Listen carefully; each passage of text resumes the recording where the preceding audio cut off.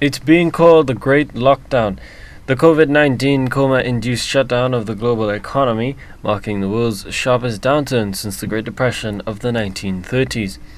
The International Monetary Fund, in its 2020 World Economic Outlook, expects the world economy to shrink by 3% in 2020.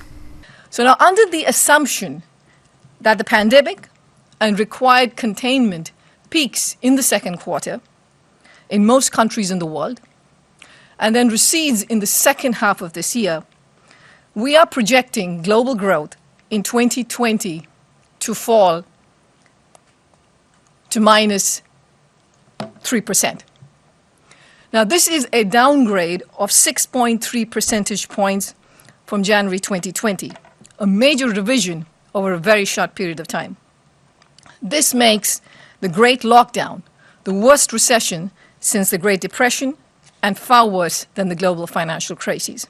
The IMF, which predicts a partial recovery in 2021, warns the world could lose trillions of dollars in output in 2 years. The latest forecast is not based on the worst-case scenario, but assumes the pandemic fades in the latter part of 2020. Assuming the pandemic fades in the second half of 2020, and that policy actions taken around the world are effective in preventing widespread firm bankruptcies, extended job losses, and system-wide financial strains, we project global growth in 2021 to rebound to 5.8%.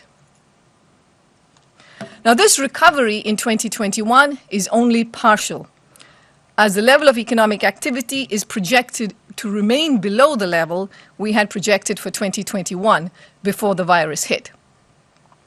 The cumulative loss to global GDP over 2020 and 2021 from the pandemic crisis could be around $9 trillion, greater than the economies of Japan and Germany combined. The IMF's chief economist points to an unprecedented crisis which will affect both advanced and developing countries. GDP per capita, the measure of standard of living, is also expected to fall. Countries reliant on tourism, travel, and entertainment for their growth are experiencing major disruptions. Emerging market and developing economies face additional challenges. They face unprecedented reversals in capital flows, major currency pressures, while at the same time coping with weaker health systems and much lower fiscal space to support their economies.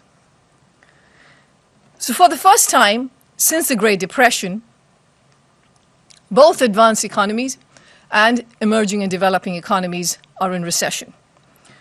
For 2020, growth in advanced economies is projected at minus 6%.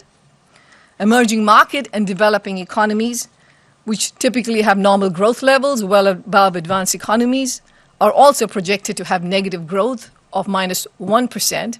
According to the IMF official, the strength of the recovery would depend heavily on what governments do now to support households and then implement broad-based stimulus. Developing and low-income countries will require debt relief. Now, moratoria on debt payments and debt restructuring may need to be continued during the recovery phase. Now, multilateral cooperation is vital to the health of the global recovery. To support needed spending in developing countries, bilateral creditors and international financial institutions should provide concessional financing, grants, and debt relief.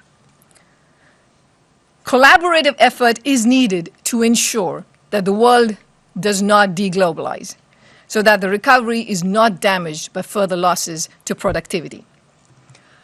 At the International Monetary Fund, we are doing our part.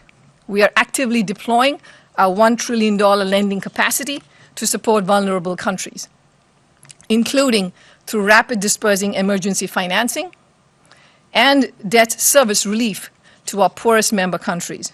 The IMF warns that a longer pandemic into the third quarter of the year could result in further 3% contraction in GDP and a slower recovery in 2021. A second outbreak in 2021 could lead to a reduction of 5 to 8 percentage points in the global GDP next year and a second straight year of global recession. Colby DeVoe, HTS News Force.